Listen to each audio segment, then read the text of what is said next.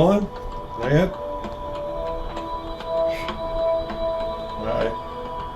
Look, I talked to Bobby. They use the old contract. So I have to read every word that's in the report.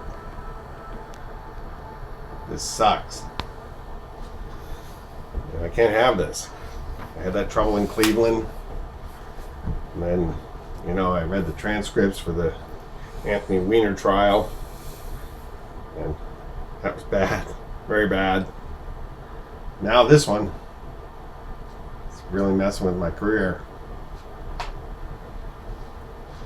We rolling? Huh? Okay. Here we go. Okay.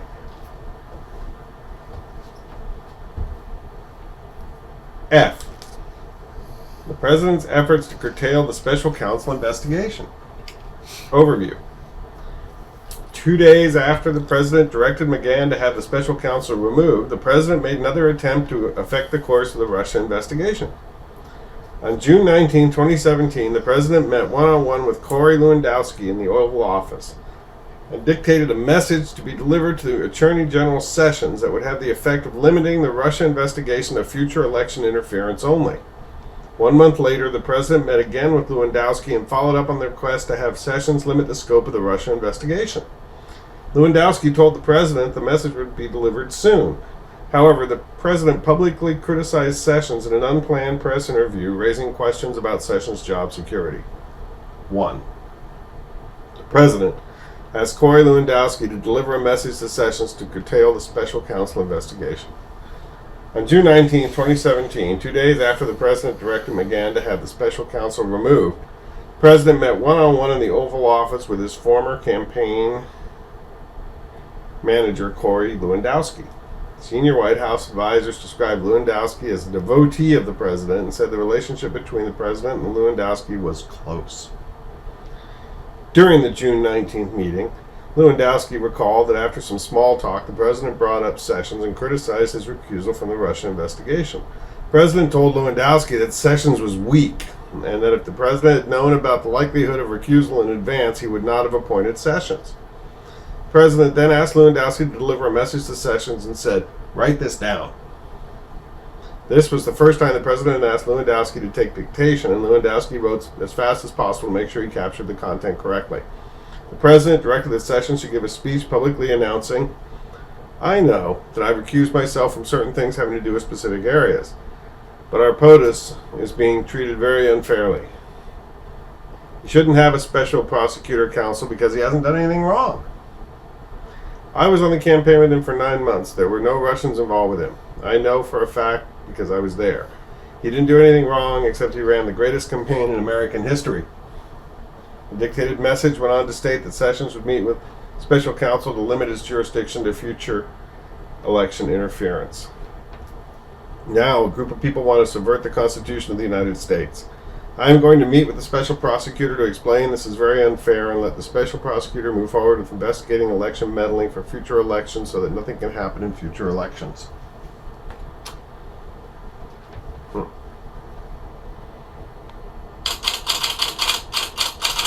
The President said that if Sessions delivered that statement, he would be the most popular guy in the country. Lewandowski told the President he understood what the President wanted Sessions to do. Lewandowski wanted to pass the message to Sessions in person rather than over the phone. He did not want to meet at the Department of Justice because he did not want a public log of his visit and did not want Sessions to have an advantage over him by meeting on what Lewandowski described as Sessions' turf. Lewandowski called Sessions and arranged a meeting for the following evening at Lewandowski's office, but Sessions had to cancel due to a last-minute conflict. Shortly thereafter, Lewandowski left Washington, D.C. without having an opportunity to meet with Sessions to convey the President's message. Lewandowski stored the notes in a safe at his home, which he stated was his standard procedure with sensitive items. 2. The President follows up with Lewandowski. Following his June meeting with the President, Lewandowski contacted Rick Dearborn, then senior White House official, and asked if Dearborn could pass a message to Sessions. Dearborn agreed without knowing what the message was, and Lewandowski later confirmed that Dearborn would meet with Sessions for dinner in late July and could deliver the message then. Lewandowski recalled thinking that the president had asked him to pass the message because the president knew Lewandowski could be trusted, but Lewandowski believed Dearborn would be a better messenger because he had a long-standing relationship with Sessions, and because Dearborn was in the government while Lewandowski was not. On July 19, 2017, the president again met with Lewandowski alone in the Oval Office. In the preceding days, as described in Volume 2, Section 2G Infra, emails and other information about the June 9, 2016 meeting between several Russians and Donald Trump Jr., Jared Kushner, and Paul Manafort had been publicly disclosed. In the July 19th meeting with Lewandowski, that's Lewandowski in the footnote. The president raised his previous request and asked if Lewandowski had talked to Sessions. Lewandowski told the president that the message would be delivered soon. Lewandowski recalled that the president told him that if Sessions did not meet with him, Lewandowski should tell Sessions he was fired. Immediately following the meeting with President, Lewandowski saw Dearborn in the anteroom outside the Oval Office and gave him a typewritten version of the message the president had dictated to be delivered to Sessions. Lewandowski told Dearborn that the notes were the message they had discussed, but Dearborn did not recall whether Lewandowski said the message was from the president. The message definitely raised an eyebrow for Dearborn, and he recalled not wanting to ask where it came from or think further about doing it. Dearborn also said that being asked to serve as a messenger to Sessions made him feel uncomfortable. He recalled later telling Lewandowski that he had handled the situation, but he did not actually follow through with delivering the message to Sessions, and he did not keep a copy of the typewritten notes Lewandowski had given him. 3. The president publicly criticizes Sessions in a New York Times interview. Within hours of the president's meeting with Lewandowski on July 19, 2017, the president gave an unplanned interview in the New York Times in which he criticized Sessions' decision to recuse from the Russia investigation. The president said that Sessions should never have recused himself, and if he was going to recuse himself, he should have told me before he took the job, and I would have picked somebody else. Sessions' recusal, the president said, was very unfair to the president. How do you take a job and then recuse yourself? If he would have recused himself before the job, I would have said, thanks, Jeff, but I can't, I'm not going to, blah, blah. I'm not going to, I can't, but take you. It's extremely unfair, and that's a mild word to the president. Hicks, who was present for the interview, recalled trying to throw herself between the reporters and the president to stop parts of the interview, but the president loved the interview. Later that day, Lewandowski met with Hicks and they discussed the president's New York Times interview. Lewandowski recalled telling Hicks about the president's request that he meet with Sessions and joking with her about the idea of firing Sessions as a private citizen if Sessions would not meet with him. As Hicks remembered the conversation, Lewandowski told her the president had recently asked him to meet with Sessions and deliver a message that he needed to do the right thing and resign. While Hicks and Lewandowski were together, the president called Hicks and told her he was happy about how coverage of his New York Times interview criticizing Sessions was playing out. The president orders Priebus to demand Sessions' resignation. 3 days later, on July 21st, 2017, the Washington Post reported that U.S. intelligence intercepts showed that Sessions had discussed campaign-related matters with the Russian ambassador, contrary to what Sessions had said publicly.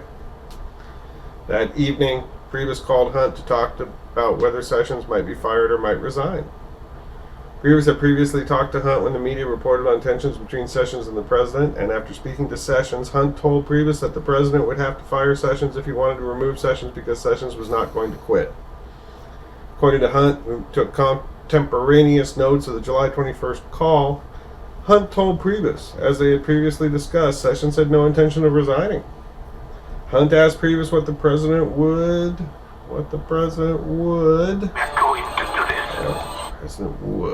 accomplish. What would he accomplish? By firing Sessions, pointing out that there was an investigation before and there would be an investigation after. Early the following morning, July 22nd, 2017, the president tweeted a new intelligence leak from the Amazon Washington Post, this time against AG Jeff Sessions. These illegal leaks, like Comey's, must stop. Approximately 1 hour later, the president tweeted, so many people are asking, why isn't the AG or special counsel looking at many Hillary Clinton or Comey crimes. 33,000 emails deleted. Later that morning, while aboard Marine One on the way to Norfolk, Virginia, the president told Priebus he had to get Sessions to resign immediately. The president said that the country had lost confidence in Sessions and the negative publicity was not tolerable.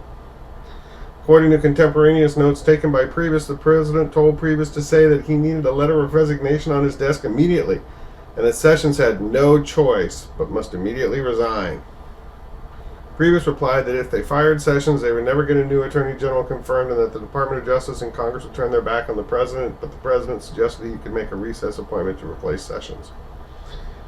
Priebus believed that the president's request was a problem. So he called McGahn and asked for advice, explaining that he did not want to pull the trigger on something that was all wrong. Although the president tied his desire for Sessions to resign to Sessions' negative press and poor performance in congressional testimony, Priebus believed that the president's desire to replace Sessions was driven by the president's hatred of Sessions' recusal from the Russia investigation. McGahn told Priebus not to follow the president's order and said they should consult their personal counsel with whom they had a current attorney-client privilege. McGahn and Priebus discussed the possibility that they would both have to resign rather than carry out the president's order to fire Sessions. That afternoon, the president followed up with Priebus about demanding Sessions' resignation using words to the effect of, "Did you get it? Are you working on it?" Priebus said that he believed that his job depended on whether he followed the order to remove Sessions, although the president did not directly say so. Even though Priebus did not intend to carry out the president's directive, he told the president he would get Sessions to resign. Later that day, Priebus called the president and explained it would be a calamity if Sessions resigned because Priebus expected that Rosenstein and Associate Attorney General Rachel Brand would also resign, and the president would be unable to get anyone else confirmed. The president agreed to hold off demanding Sessions' resignation until after the Sunday shows the next day to prevent the shows from focusing on the firing. By the end of that weekend, Priebus recalled that the president relented and agreed not to ask Sessions to resign. Over the next several days, the president tweeted about Sessions. On the morning of Monday, July 24, 2017, the president criticized Sessions for neglecting to investigate Clinton and called him beleaguered.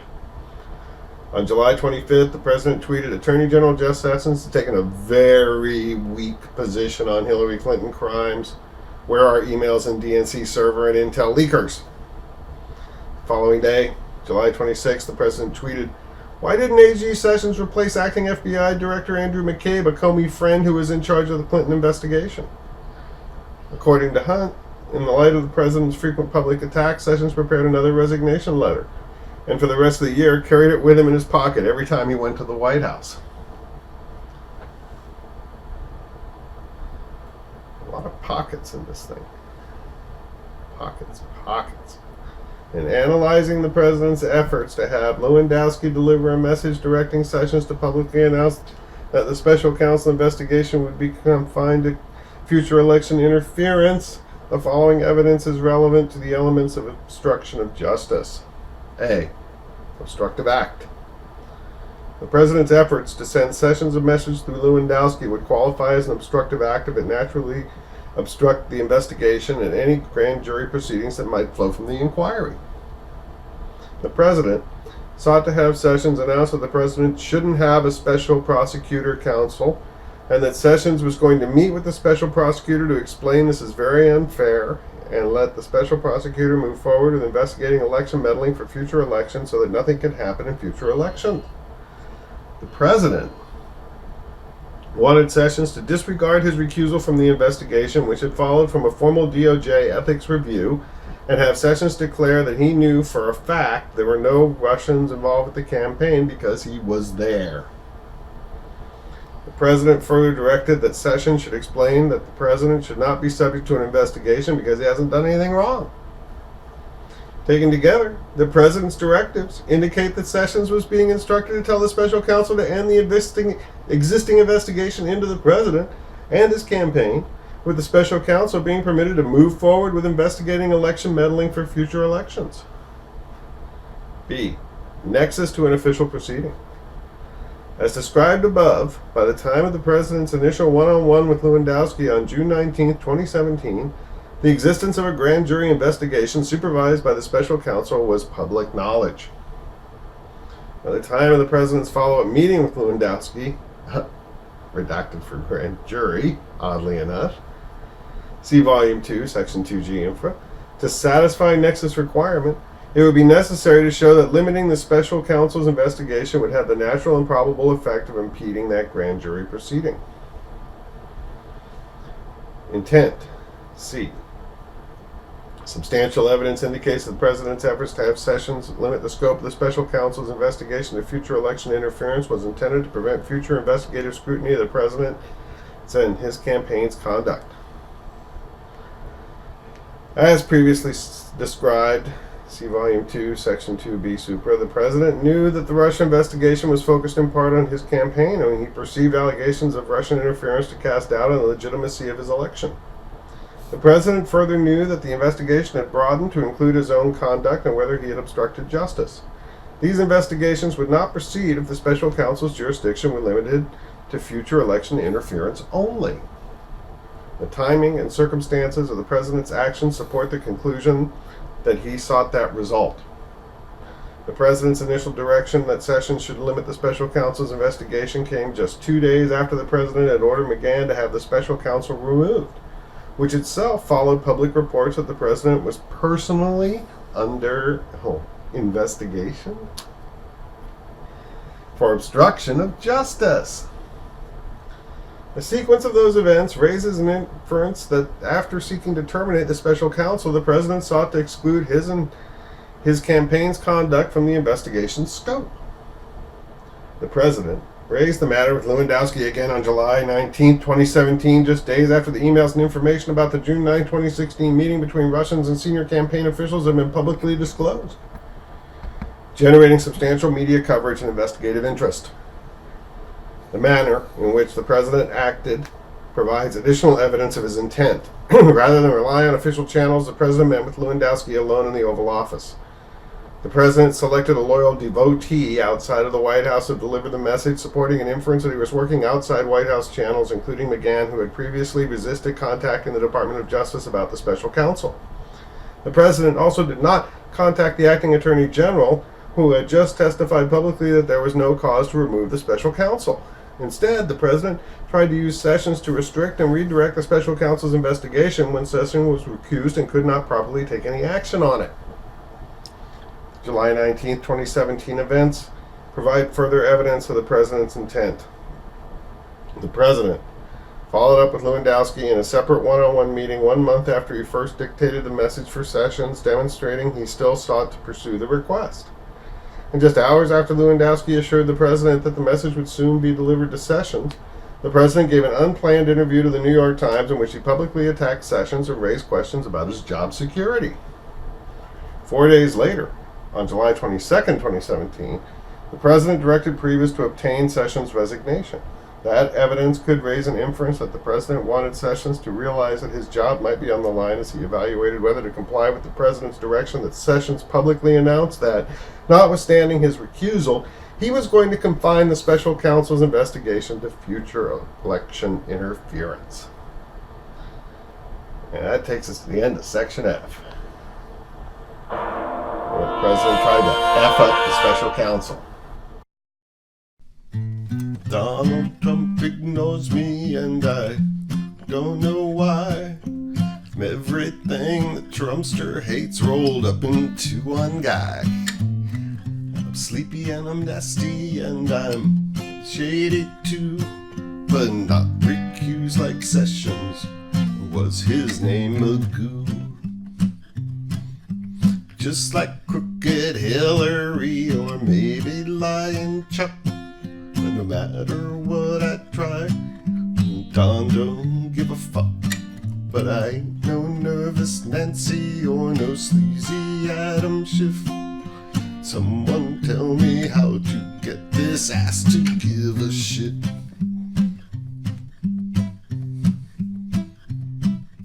I'm all for higher taxes and I'm all for higher crime. think cheating Obama did the job just mighty fine. I like Crazy Bernie, I like Pocahontas too. Just like Dickie Durbin, I ain't your mama's fool.